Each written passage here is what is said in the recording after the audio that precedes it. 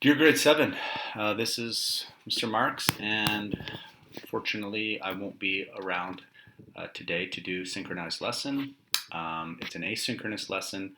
It is also going to serve as half of your practice assessment. The other half you'll do first class next week, and it targets MS ESS 2.5. Next Friday, progress reports are due, and I feel like if you've done the Nearpods and have been tracking the weather like you should be for homework, then this should be relatively easy.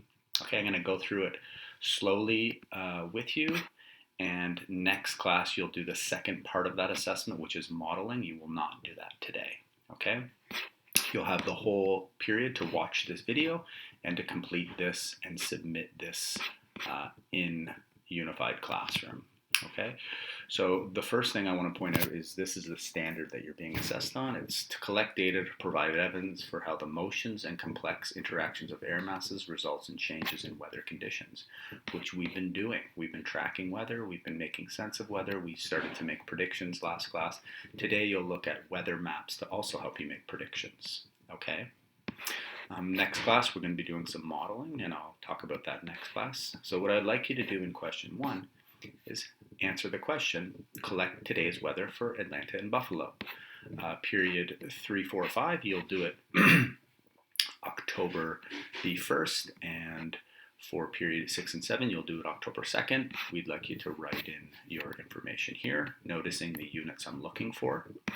Okay, down here, this is the weather map of the United States, and it's also a map of the air masses moving across and influencing parts of the United States.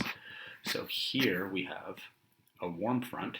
Notice the arrows are moving towards Buffalo, and we have a cold front here. Notice the arrows are moving in towards Atlanta. Okay, so that's important when you're predicting the weather, knowing what system is coming through. Okay, also look at here, it shows you the different air masses that generally affect the certain areas. So Atlanta's down here, a maritime tropical would affect Atlanta. Up here in Buffalo, we'd have maritime tropical, continental polar, and even maritime polar could affect Buffalo because it's more right on the 54th meridian, which is right in here. Okay.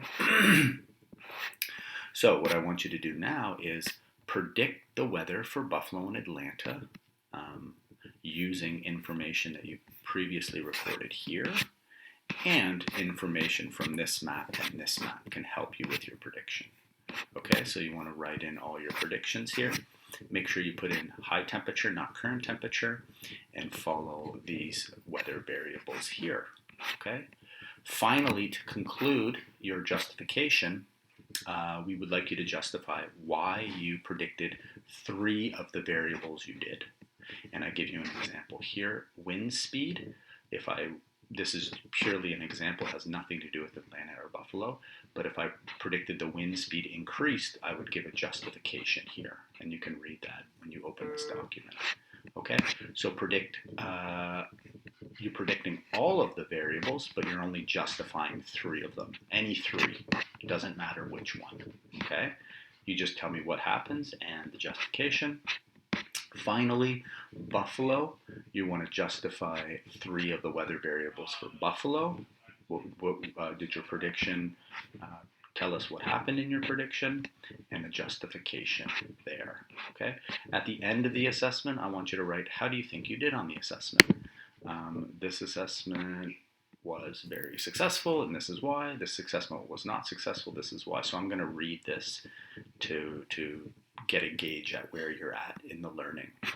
Finally, if you're struggling and you want to know more about how to do these things, I would go to your Nearpods, but in addition to the Nearpods, I have additional resources for you to look at, for you to follow, and they can help you if you don't understand pressure or fronts or air masses, which is all there for you to look at. Okay, finally, we'd like you to submit this into the Unified Classroom. How do you do that? You want to click in Activities, Assignments, and it's not posted yet, but I'm going to add an assignment here. You'll see it. It'll be called Practice Assessment Predicting Weather. You click on that and drop it into the assignments, and then I will grade it. Okay? Thanks, guys, and I hope that helped. Good luck. You have the rest of the period to do it. It's due at the end of class today.